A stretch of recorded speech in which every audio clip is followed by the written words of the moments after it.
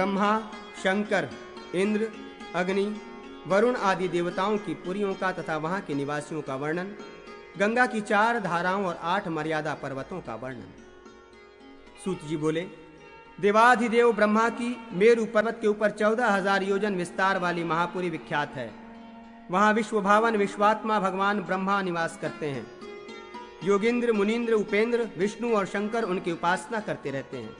महाभगवान सनत कुमार नित्य ही ईशान देवेश देवेश्वर विश्वात्मा प्रजापति की उपासना करते हैं। वे सनत कुमार योगात्मा सिद्ध ऋषि, गंधर्व तथा देवताओं से पूजित होते हुए परम अमृत का पान करते हैं, वहां निवास करते हैं। वहां देवों के आदि देव अमित तेजस्वी शंकर का शुभ्र एवं दीप्त युवक मंदिर है, जो ब्रह्मा के आयतन के सामने स्थित है।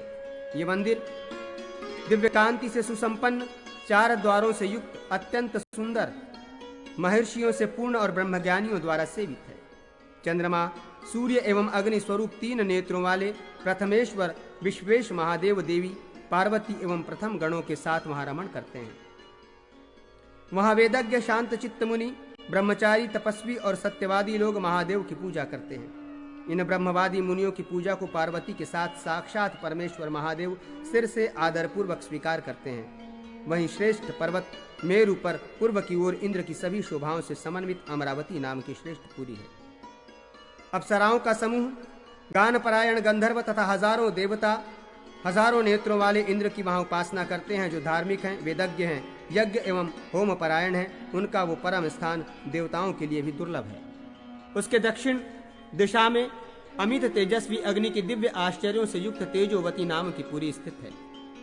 भगवान वही अपने तेज से प्रकाशित होते हुए वहां रहते हैं। जप करने वालों तथा होम करने वालों का वो स्थान दानवों के लिए दुष्प्राप्य है।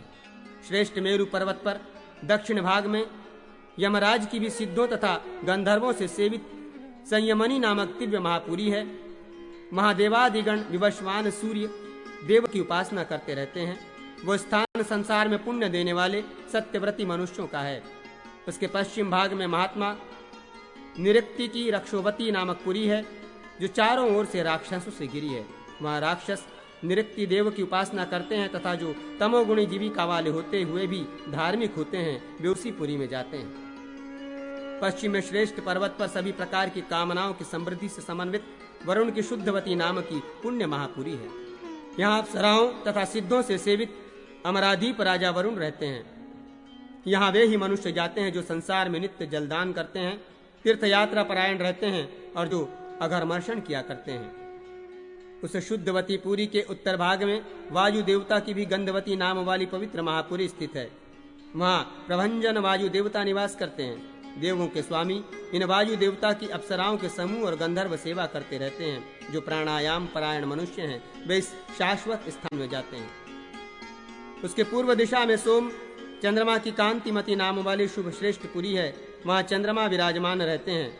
जो भोग परायण रहते हुए अपने धर्म का पालन करते हैं, उन्हीं के लिए वहाँ पर अनेक प्रकार के भोगों से युक्त स्थान बना है। उसके पूर्व की ओर भगवान शंकर की यशोवती नामक पवित्र महापुरी है, जो सभी के लिए दुर्लभ है। वहाँ रुद्र एवं विष्णुमय शरीर वाले गणाधिपति ईशान शंकर का विशाल भवन है। गणों से आवृत शंकर देव उसमें रहते हैं। पूर्व काल में देवों के देव शूल धारण करने वाले शंकर ने वहां पर परमश्रेष्ठ भोगाभिलाषी भक्तों का निवास स्थान बनाया था। विष्णु के चरण से निकली हुई गंगा चंद्रमंडल को आप्लावित कर स्वर्ग से ब्रह्मपुरी के चारों ओर गिरती है। द्विजों, वे वहां गिरकर सीता, अलकनंदा, सुचक्षु एवं भद्रा नाम से 4 भागों में दिशाओं में विभक्त हो गई है। अंतरिक्ष से निकलकर सीता नामक गंगा एक शैल से दूसरे शैल पर जाती हुई पूर्व दिशा में भद्रवाक्ष वर्ष में प्रवाहित होती हुई समुद्र में जाती है। ये द्विजोत्तमों, इसी प्रकार अलकनंदा नामक गंगा दक्षिण दिशा से भारतवर्ष में आने के बाद 7 भागों में विभक्त होकर सागर में जाती है। ऐसे ही सुचक्षु नामक गंगा पश्चिम दिशा के सभी पर्वतों का अतिक्रमण करके पश्चिम दिशा के केतुमाला नामक वर्ष में प्रवाहित होकर समुद्र में जाती है।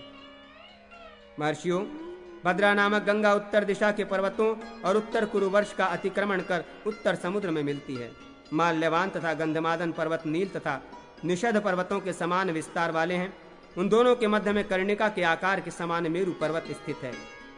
इन मर्यादा पर्वतों के बाहर की ओर संसार रूपी कमल के पत्रों के रूप में भारतवर्ष, केतुमाल, भद्राक्ष और कुरुवर्ष स्थित हैं।